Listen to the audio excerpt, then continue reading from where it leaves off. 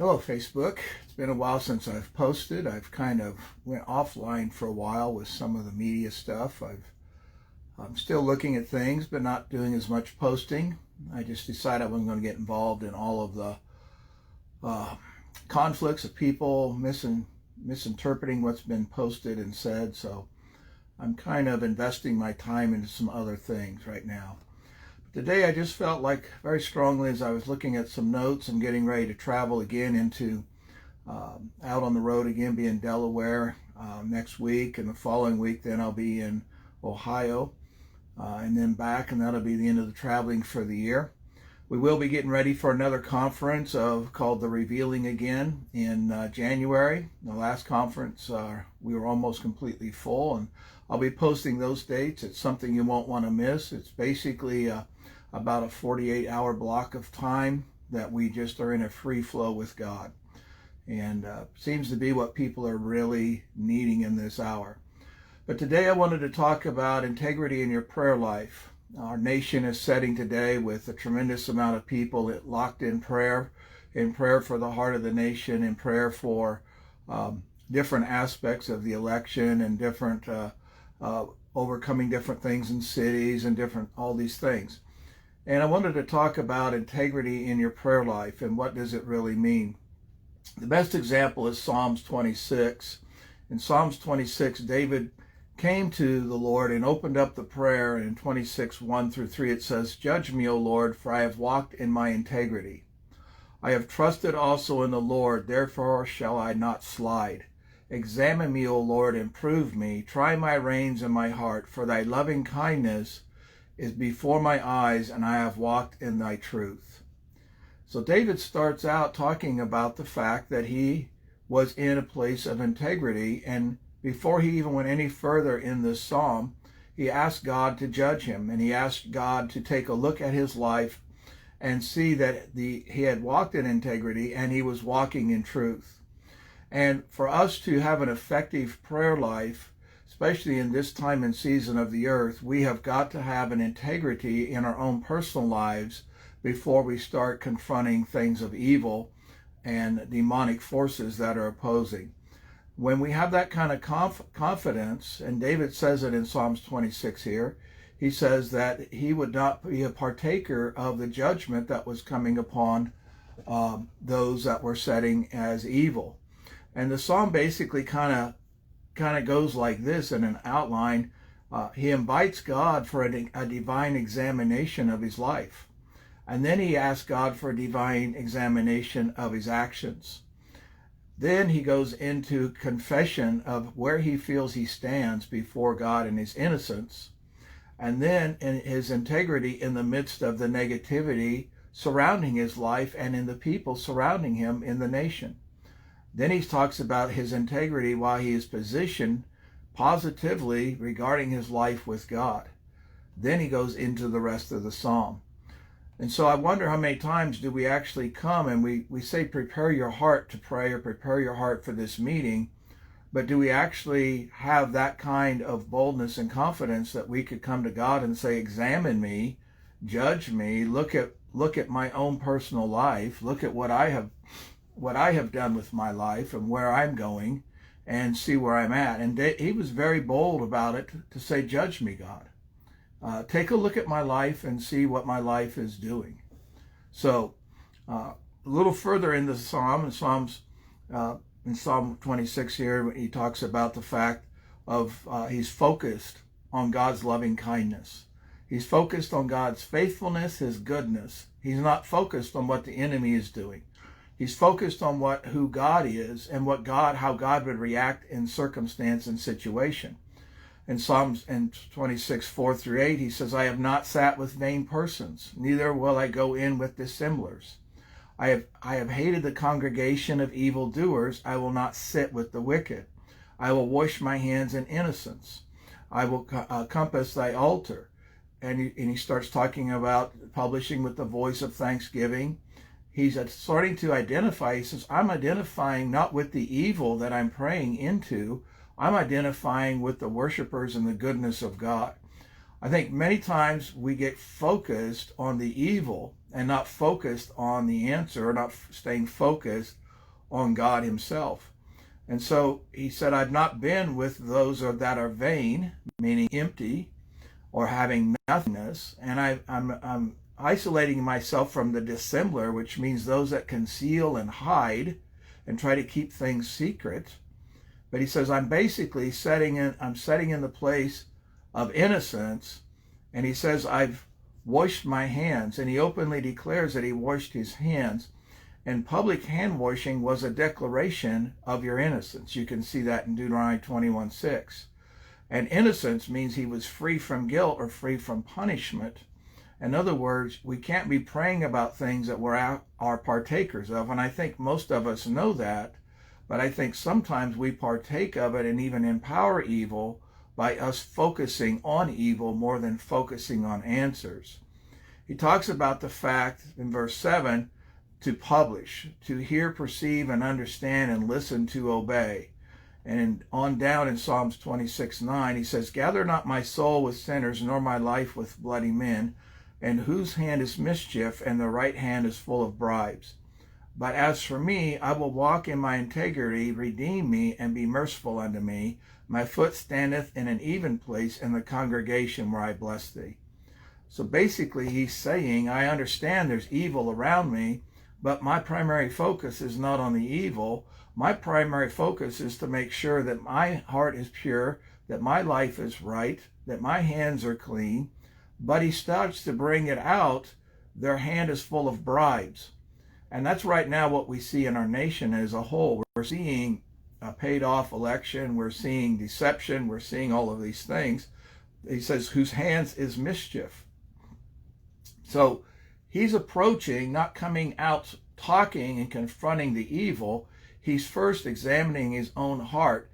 And then from the place of integrity, he has then confidence to confront the evil. Now, how he confronts the evil is based on his own uprightness or his own standard that he has created of integrity in his own life. So he's coming and saying, I have a legal right to now judge what I see based on the fact of the integrity that I have formed in my own life. And because of that integrity, I now have confidence to start addressing these things. And not only can I compare them to what God's standard is, but I can compare these men's lives and their ways to my own integrity of where I'm standing in my own life, of what God has developed in my life, because now there is a pathway that they do not have to be like that. They can be different than that. So on down, he talks about basically in Psalm 26:9-12, that there's a reward for his integrity. And he said, spare me from the fate of those sinners. In other words, it's almost like, is there 10 righteous? Is there 5 righteous? God can hold back an entire nation's judgment or the outcome of something in a nation for the fact of one person standing there who prayed in a place of integrity.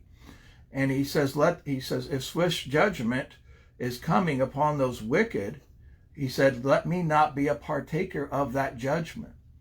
I feel like right now with all the election stuff that's going on, we have got to make sure that our hearts are right, that we are praying out of the place of integrity, and that God has first done a work in our own lives. And then from that place, we can look into these things of the evil, the men taking bribes, wickedness. I really feel that this psalm of Psalm 26 is a psalm for right now in the nation.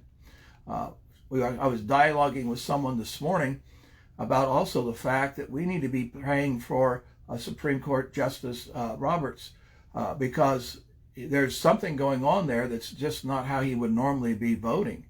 And so what's hidden in all that? But can I pray from a place of absolute integrity in my own life? And can I pray from a place of confidence?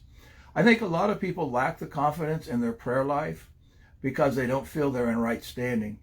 And when you get to that place, like he opened Psalm 26 up with, judge me, O God, search me, look at my integrity. That's a pretty bold statement to make. Look at how I've conducted my life. Look and see if there's any hidden thing in me. And if God points something out, there's a conviction. And when there's conviction, there's always grace to change those things. That's the thing of getting your heart right.